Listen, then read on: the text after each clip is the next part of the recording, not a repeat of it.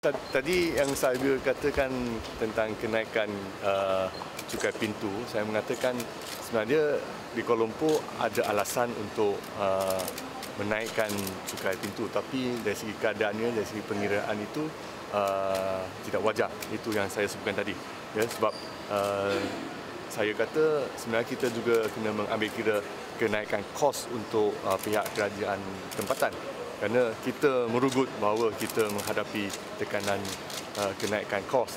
Yang niaga kata kenaikan kos, pekerja gaji dah naik, petrol naik, semua dah naik kos. Jadi kalau kita pergi ke pusat penjaja pun, kalau kita makan kuih tiaw, 5 tahun dulu kuih tiawnya mungkin RM3.5, sekarang RM4.5 naik. Jadi sama juga tekanan kenaikan kos ni dihadapi oleh semua pihak kerajaan tempatan. Jadi kita tidak boleh mengharapkan bahawa cukai pintu ini tidak naik. Tapi buat masa ini belum ada rancangan di pihak Kerajaan Negeri Selangor untuk menaikkan cukai pintu. Tapi bila sampai tahap kita perlu, maka kita akan terpaksa juga menaikkan cukai pintu. Rasakan bila? Sekarang belum lagi, ya. Belum lagi sampai masa. Bila sampai masa kita buatlah. Kalau katakan setahun dari sekarang kita rasa kena, kita buat. Kalau rasa lepas 2 tahun baru rasa kita perlu, baru buat. Kalau mungkin 5 tahun selepas itu baru kita rasa perlu, baru kita buat. Jadi saya tak boleh jangka. Sebab saya tak boleh jangka minyak bila naik lagi.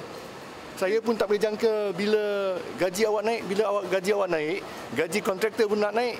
Jadi itu soalan yang tidak adil lah. Something about the pledges made in the manifesto. Can you elaborate on taxes? Oh ya, Barisan Nasional mengulangi tuduhan bahawa kita tidak mendapati janji manifesto tahun 2008. Saya kata baik tahun 2008 memang ada janji ya untuk menurunkan kadar pintu dalam manifesto PKR dan PAS ada, ya, DAP ada. Tapi ada janji oleh PKR dan PAS.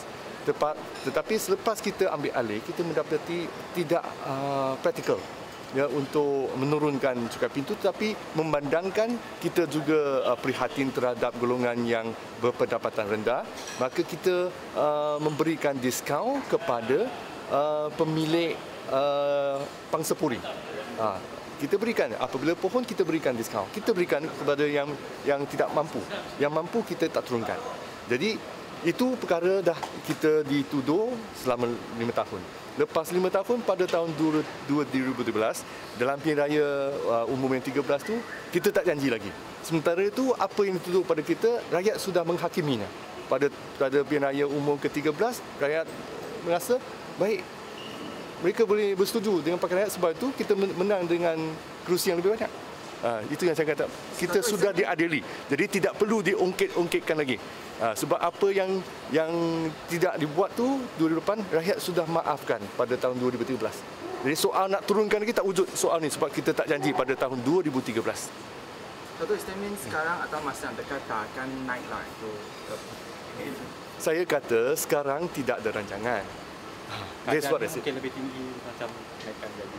Tak ada, kita dah kata yang kadar tu tak sekarang tak wujud, sebab kita sekarang ni kita tak ada rancangan. Bila tak ada rancangan, nak tanya kadar tu macam mana?